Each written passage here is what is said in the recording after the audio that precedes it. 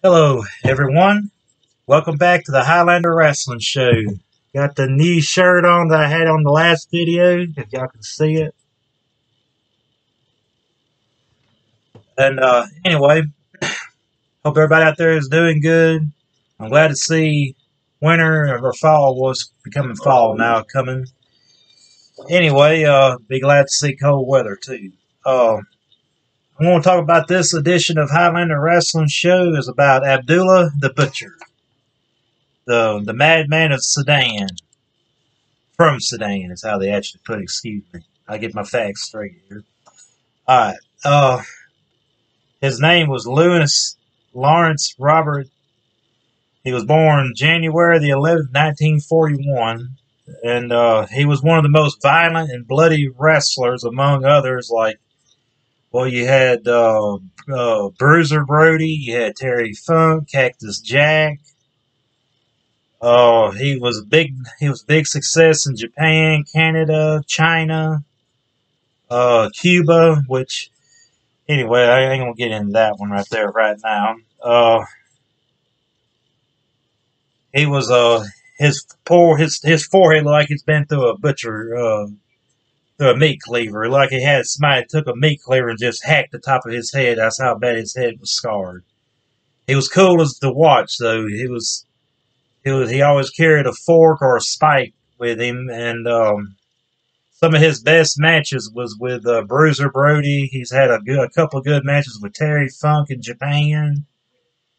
Oh, I think there was a match. I've only seen bits and pieces of it of him against Zeus, Tiny Zeus Lesser from No Hose Bar, Friday. Oh, he's been in a lot of different movies.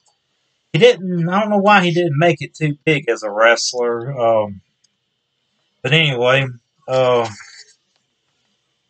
he was about 6 foot tall, Abdullah was, and he was 360 pounds, which he looked a lot heavier, which I'm a little bit taller than him. I guess that's why he looks a lot heavier.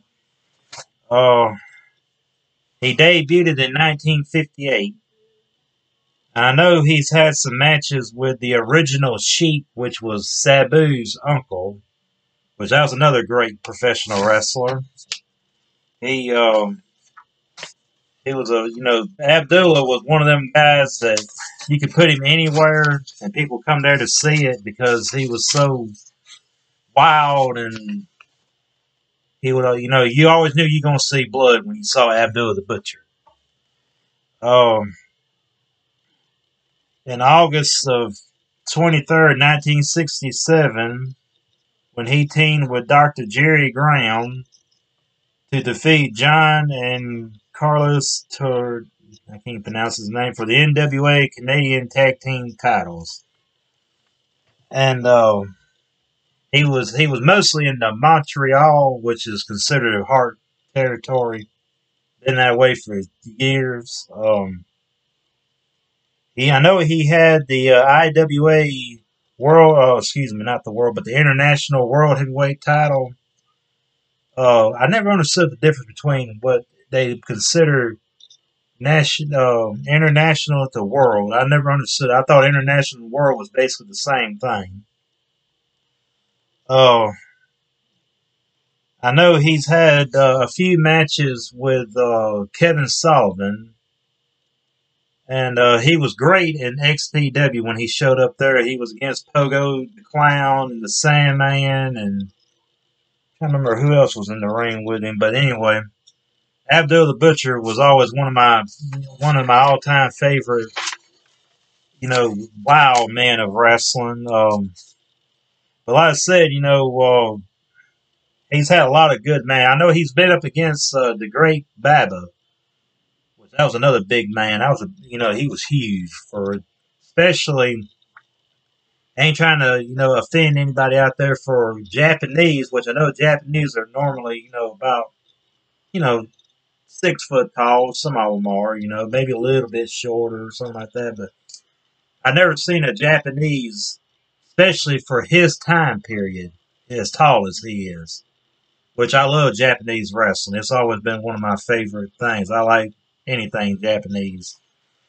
Uh, but I know he had a lot of big, like I say, he had a lot of big. So he was in WCW at the Halloween Havoc at the Torture Chamber, which he got electrocuted. I don't know if any of y'all ever seen that before. I think it was Rick Steiner did the belly to belly suplex and put him in the electric chair, and then they hooked him up. And Cactus Jack thought it was somebody else in the electric chair, but it was his friend Abdullah the Butcher, and he pulled the switch, so they had to make it, Uh, but yeah, Abdul the Butcher, he's had a lot of, I know he's held a lot of titles, but I'm trying to remember what all.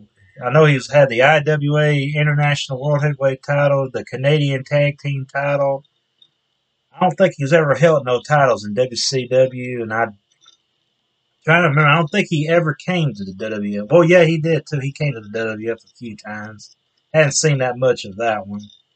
I know he showed up at ECW, and I know, like I say, he's been in Cuba,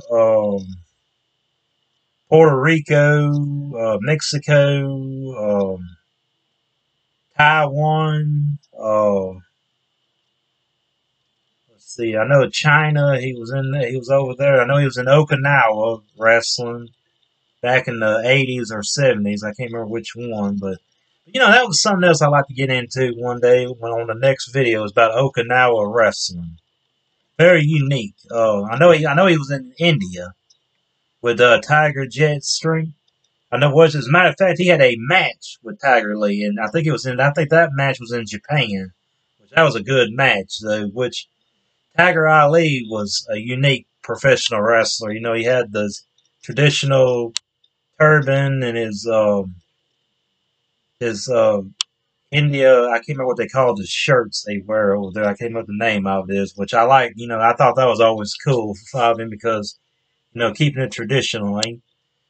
Um, I know he. Matter of fact, let me find it here.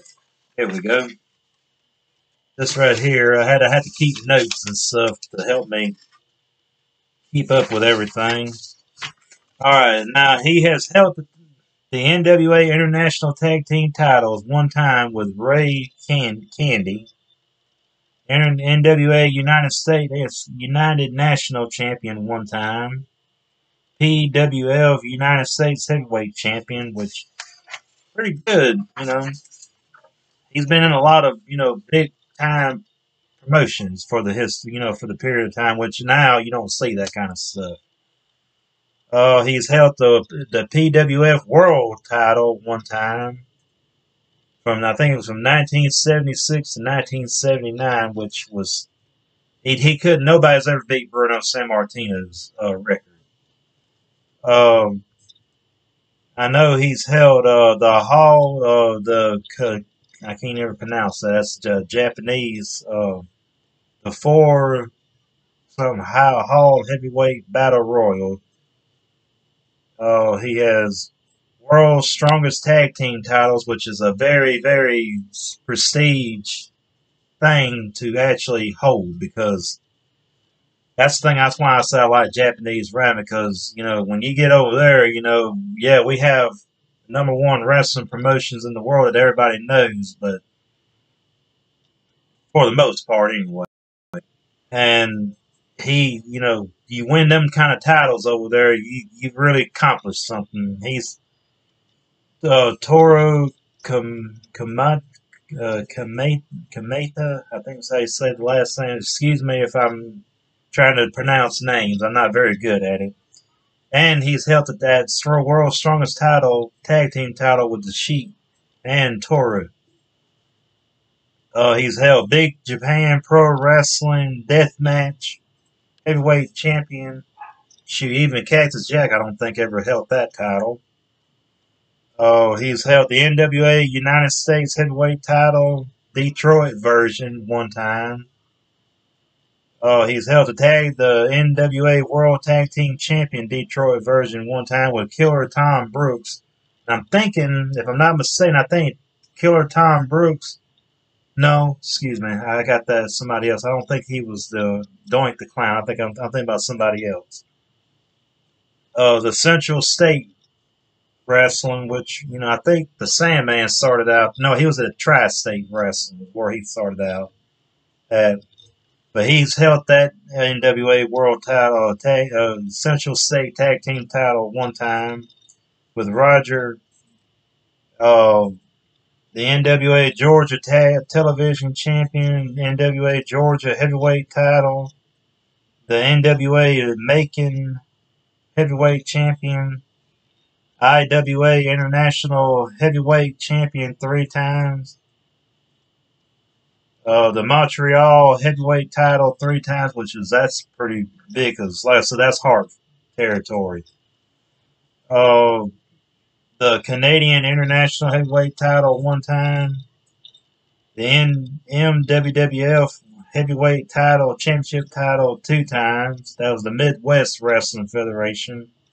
NWA All-Star Wrestling Canadian Tag Team Champion.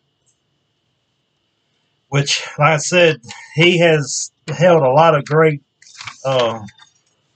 Anybody wants to leave me comments, be sure to do that on this videos. I think Abdullah the Butcher was in the ring with Andre the Giant a few times. I'm not 100% sure. I want to say yes, but I know he has. I know he's worked for Stu Hart. Like I said, the Montreal and the Alberta and all that. That's Hart territory. I mean, that's like the Carolinas is the Flair, states and everything. But I don't know. I've always wanted to go to either Montreal or Alberta because I want to see, the old Hart House and maybe find some unique stuff for Bret Hart at the antique store, something like that, which I love. I'm a Bret Hart fan. But anyway, Abdullah the Butcher also. And the one thing I always thought was cool too is that he never really wore the robe like the Iron Sheik and all them wore. He always wore just he wore the oversized rag on his head. The I guess that's what they call it, the rag or whatever. But he always wore that one, and he always had the fork and all that. He'd have it tucked inside of his boot or inside of his pants. He always had it. I guess because his that's how the wrestlers used to do it. They had the waistline way up, and yeah, he always had some pretty. I mean, somebody's gonna draw blood. He's gonna be bleeding, and the wrestler he's in the ring with is gonna be bleeding. You can ask Tony Atlas about that. And Abdullah the Butcher, his most bloodiest feuds was with Bruiser Brody, which you never knew what was going to happen because Bruiser Brody had his chain and he would swing it around his head, and then you had Abdullah the Butcher with a fork or a spike in his hand, had hidden on him, and you always going to see blood on those. That's some of the most original hardcore matches and everything. As a matter of fact, I think that's why Cactus Jack actually got started at doing the hardcore deal because he, saw Abdullah, Bruiser Brody, Terry Funk, and all that. But yeah. But anyway, I hope everybody out there enjoyed this video. Be sure to keep your eye out for your local wrestling promotions. Always great to go see them because you get to see a lot of great wrestling.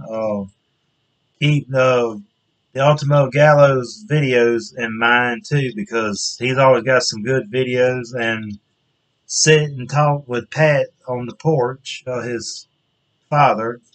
He's got a lot of good videos, funny stories and stuff. Or it's called Have a Sit with Pat. He's, like I said, he's got a lot of good, funny, good stories and a lot of interesting stories, and but anyway, oh yeah, before I forget, this a friend of mine, Patrick. I figured everybody want to see this one. As a matter of fact, that last video I did of the, I had that Rowdy Piper retro figure. Like I said, I want to say thank you, Patrick. We've been friends for over 20-something years. And here's another goodie. I love that one. I like odd stuff.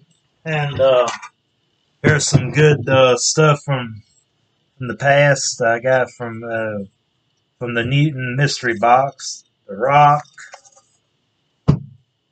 Oh, excuse me. Finn Balor.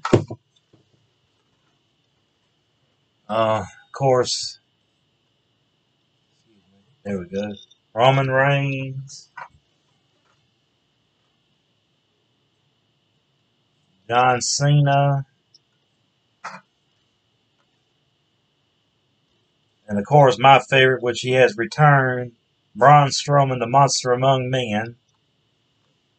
And I got this from I got a couple of them from a wrestling event I went to and met with Newton and everything.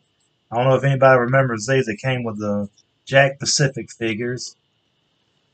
Uh, anyway, I hope everybody out there enjoys this video. Leave me a comment, and everybody out there stay safe.